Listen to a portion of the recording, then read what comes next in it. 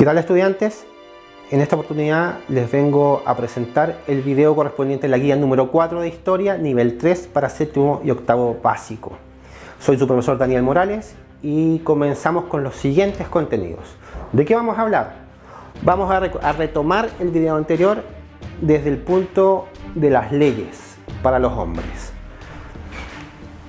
¿A través de qué? De las primeras leyes que se conocieron, que fueron las del Código de Hammurabi. Para después poder pasar a los siguientes contenidos, que son Egipto y luego la herencia que nos dejó Grecia y Roma a la civilización occidental. Entonces, retomemos. ¿Qué ocurría en el pasado con el tema de las leyes? Con la aparición de los imperios, los reyes intentaron fortalecer el poder ganado mediante las batallas militares y para eso redactaron normas o leyes.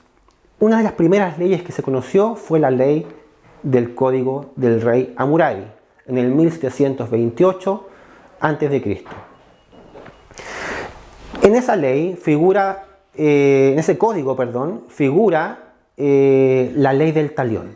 La ley del talión es conocida hoy en día como la ley del ojo por ojo. ¿De qué trataba esto? Por ejemplo, si se sorprendía a alguien robando, sustrayendo algo, la ley del talión decía, bueno, tú robaste, se te corta la mano para que no vuelvas a robar. Vuelves a robar, se te corta la otra mano. Por ejemplo, otra forma de ver la ley del talión. Un constructor hizo una casa para alguien y esa casa se desmoronó y mató al dueño. El constructor primero se le quita la casa y se le mata, ojo por ojo. En eso consistía la ley del talión. ¿Por qué tenemos que recordar todo esto? Porque en base a las leyes se empezaron a formar los distintos imperios y civilizaciones más importantes. Una de las cuales fue Egipto. Egipto se desarrolló a los bordes de los territorios del río Nilo. Entre el 4000 y el 3000 a.C., Egipto no era como lo recordamos ahora, con las pirámides, con toda esta civilización grande que conocemos. Partió en base a nomos. ¿Qué eran los nomos? Los nomos eran conjuntos de aldeas que estaban bajo el mando de una aldea más grande, ¿ok? Donde residía el jefe. Con el tiempo se agrupaban estos nomos, se fueron agrupando y se fueron armando confederaciones. Estas confederaciones quedaban bajo el mando de una ciudad. Como decía al principio, se ubicaban principalmente en terrenos correspondientes al río Nilo. En el valle del río Nilo, o sea, por el río hacia arriba, hacia el sur, se conocía como Alto Egipto.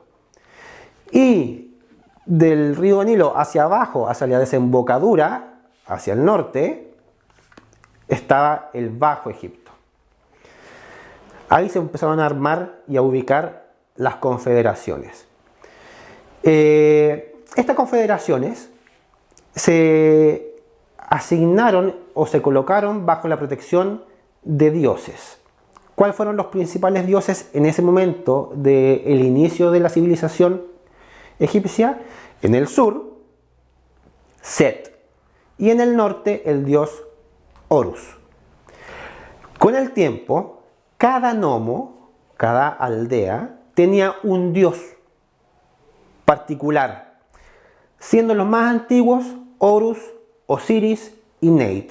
A medida que se fueron agrupando, como decíamos, en confederaciones, todos estos dioses de cada nomo se fueron agrupando para poder explicar el origen del mundo y el origen de la civilización. En el 3000 a.C. apareció un jefe que todavía no era considerado faraón, llamado Menes. Menes, ¿qué es lo que hace? Unifica todas estas aldeas, todas estas confederaciones, las une y las agrupa bajo el concepto de Egipto. De ahí en adelante los jefes de los nomos eran escogidos bajo el gobierno central, o sea, bajo el jefe que era Menes. Así se fue transformando el Estado egipcio en un Estado centralizado. El poder ya no estaba en diferentes partes, sino que se juntaba en un centro y a raíz de este centro empezaba a distribuirse el poder. Por eso Menes es considerado el primer faraón. Los responsables de la creación de los dioses que estábamos hablando antes en cada nomo eran sacerdotes. Los sacerdotes llegaron a tener tanto poder, que empezaron a influir en las decisiones, incluso a veces llegaban casi a sobrepasar el poder del faraón. Por lo tanto, los faraones de ese tiempo empezaron a organizarse para poder eliminar a estos sacerdotes. A raíz de ello, el faraón Amenofis IV crea una religión monoteísta, o sea, en base a un dios. Y ese dios iba a ser Atón. Eso no duró mucho tiempo, porque después llega el próximo emperador, que es Tutankamón, y restablece todos los cultos tradicionales en base a diferentes dioses. Es importante recordar que los egipcios creían que la muerte era un paso hacia una vida nueva. Para poder llegar a esa nueva vida, el muerto debía, creían ellos, pasar una serie de pruebas una vez que estaba muerto. Y cuando pasara esas pruebas se iba a enfrentar a un juicio de la diosa Osiris. La diosa Osiris lo que iba a hacer, iba a ver si el muerto llevó una vida buena, justa, y si era así, Osiris permitía que este muerto iniciara su vida eterna y volviera a su antiguo cuerpo. Por eso, los egipcios enterraban con todas sus riquezas a sus muertos y pasaban por costosos procesos de momificación en el caso de que Osiris le diera la venia al muerto y pudiera seguir con una vida eterna. El faraón era considerado sagrado. Muchas veces era considerado casi un dios o el hijo de Dios encarnado en la tierra. No se le podía mirar a los ojos, ni tampoco se podía pronunciar su nombre, ya que era un privilegio solamente de los dioses. El faraón estaba por sobre todos los seres del mundo, por sobre todos los seres mortales. Todos los que estaban bajo el faraón eran considerados súbditos, bajo el poder. Los jefes de los nomos, que todavía estaban en cada confederación, también eran considerados privilegiados por los dioses, por lo que también los que estaban bajo ellos eran considerados súbditos.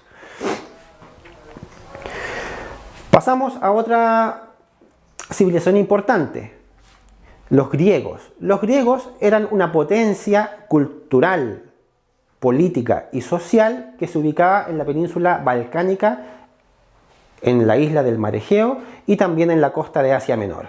Se agrupaban políticamente en ciudades-estado, llamadas polis. ¿Qué eran las ciudades-estado? Eran ciudades que se gobernaban por sí mismas y que tenían sus propias leyes. Pertenecían todas a Grecia, pero cada una se mandaba independientemente de la otra. Las polis más famosas en Grecia fueron Atenas, Esparta, Corinto y Tebas. Se organizaban más o menos similar a los sumerios. Recordemos que los sumerios se organizaban en base a aldeas con un templo principal que era llamado Sigurat, y en ese templo habitaba el jefe o el sacerdote. Pero los griegos tenían una gran diferencia. Aquí no había ni rey, ni emperador, ni sacerdote, ni jefe. Aquí a lo que había eran ciudadanos, todos iguales, que decidían por sí mismos. ¿Qué fue lo que nos heredó Grecia a la civilización occidental? Primero, nos heredaron las leyes. Las leyes regulan las relaciones entre las personas y el Estado y evitan la violencia y la arbitrariedad. Recordemos que Grecia lo que más le importaba a los griegos era mantener una sociedad justa, equilibrada, donde eran todos iguales. Por lo tanto, ellos crearon leyes para que esto se pudiera efectuar. Segundo, la soberanía de las leyes y no del gobernante. Hasta el gobernante tenía que acatar las leyes de las polis. ¿Por qué? Porque la polis era un estado libre que se regía bajo leyes.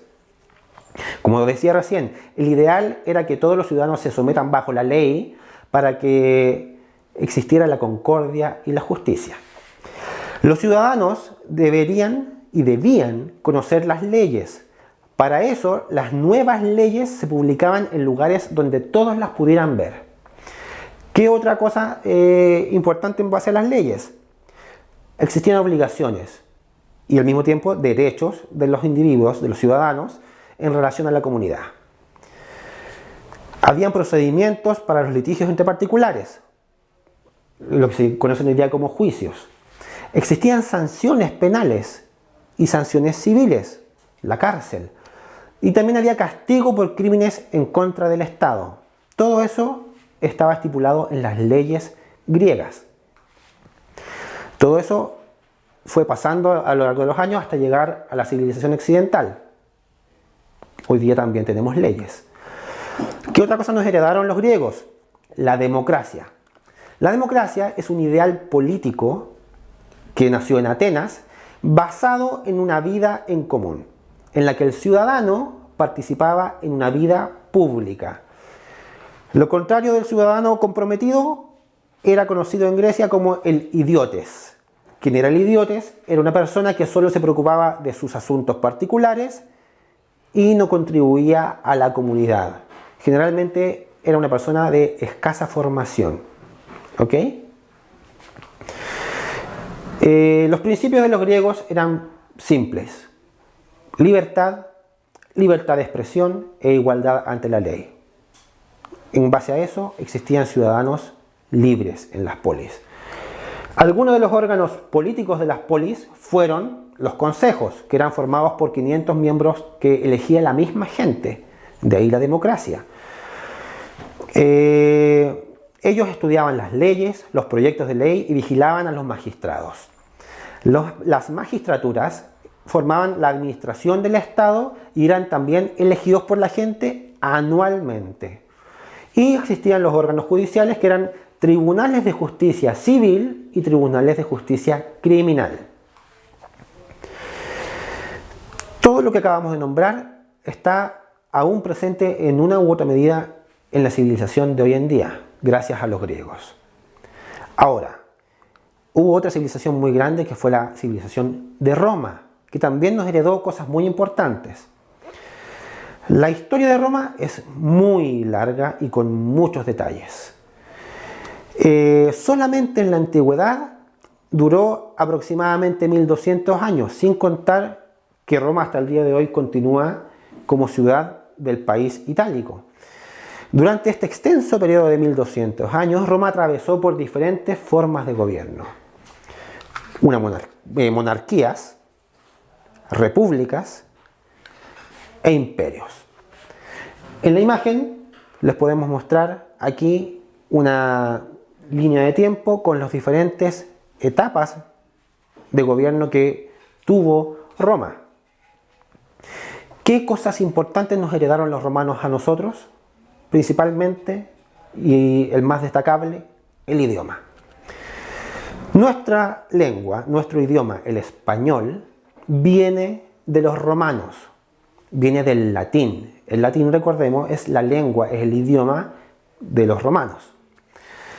¿Qué otra lengua, qué otro idioma nace del latín?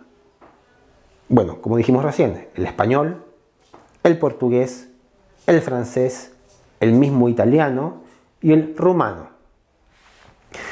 El latín incluso hoy en día se utiliza para dar nombres científicos a plantas, animales y elementos químicos que hoy día conocemos. De hecho, la Iglesia Católica todavía tiene el latín como el idioma oficial en la actualidad.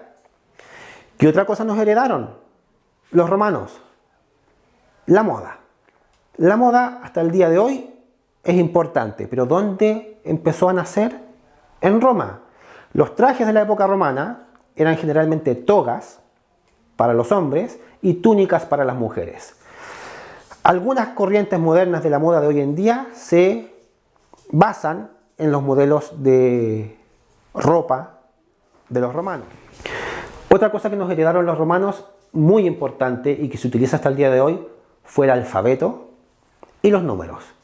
El alfabeto romano estaba compuesto por 26 letras y son las 26 letras que hasta el día de hoy utilizan gran parte de los países del mundo.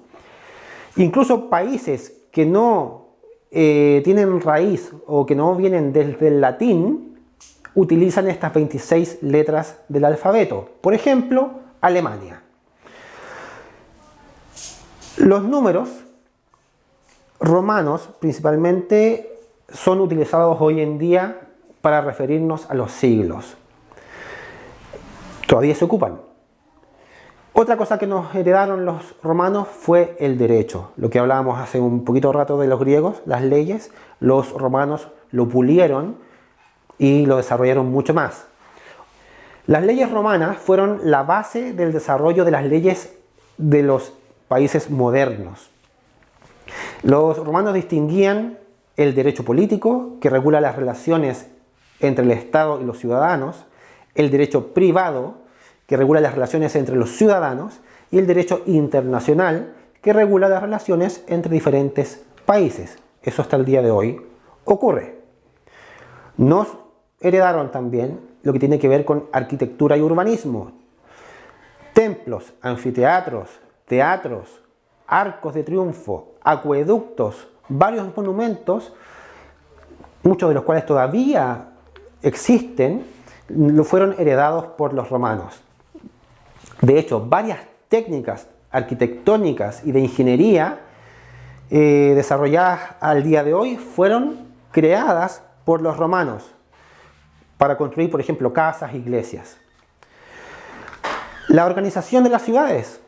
Nosotros hoy en día tenemos cuadras, 1, 2, 3 cuadras, y generalmente están divididas por calles que están perpendicularmente una con la otra.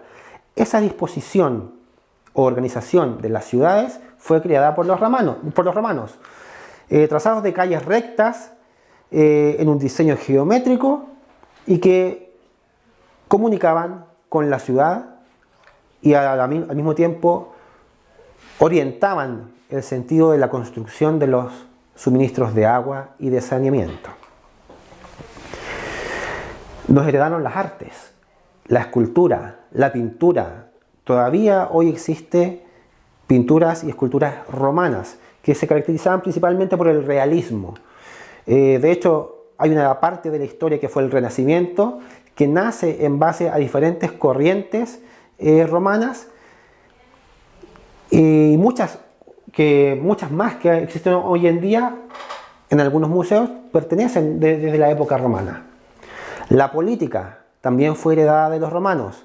La idea de república, las instituciones de una república, el senado, las asambleas. Los romanos formaron la base de la organización política de la mayoría de los estados del mundo actual.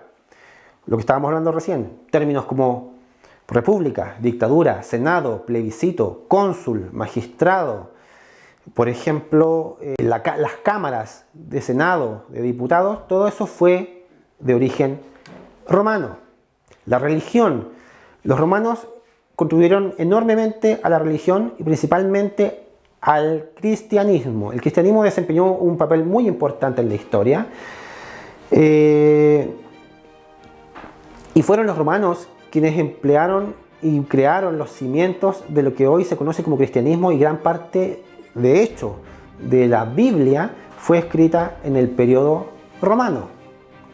Es más, la Iglesia Católica Cristiana de hoy en día está sentada sobre las bases del cristianismo romano. Otra cosa muy importante que nos heredaron los romanos fue el calendario. El calendario romano constaba de 365 días con 12 meses y fue inventado por el emperador romano Julio César. Los nombres de los meses también fueron creados por los romanos, pero vienen de un origen, como decíamos recién, latino. Muy resumido todo este contenido. Esperamos que les haya quedado muy claro. En caso de tener alguna duda, por favor, diríjanse con los profesores correspondientes de asignatura y nos vemos en otra oportunidad.